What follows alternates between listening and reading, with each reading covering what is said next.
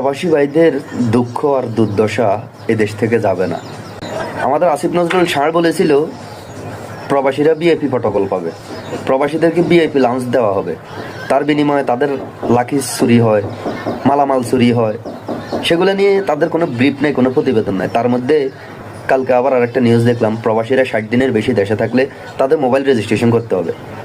আরে ভাই, তাদের টাকায় এদেশ চলে, তাদের টাকা আপনার বেতন হয়, আর তারা 60 দিনের বেশি থাকলে তাদের মোবাইল রেজিস্ট্রেশন করতে হবে।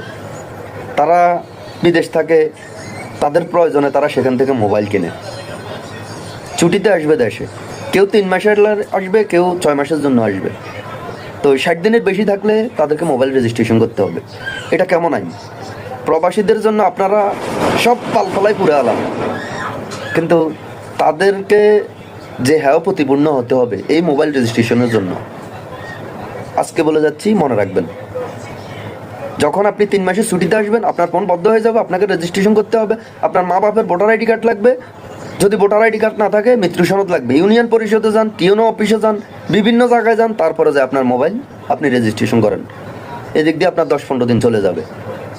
মানে এগুলো একটা পাত্রামি প্রবাসীদের সাথে। প্রবাসীদের সাথে এই ধরনের পাত্রামি কোনোভাবেই মানা উচিত না। এগুলা মানে ওনারা মন গড়া সব কিছু, নিজের মতো করে সব কিছু।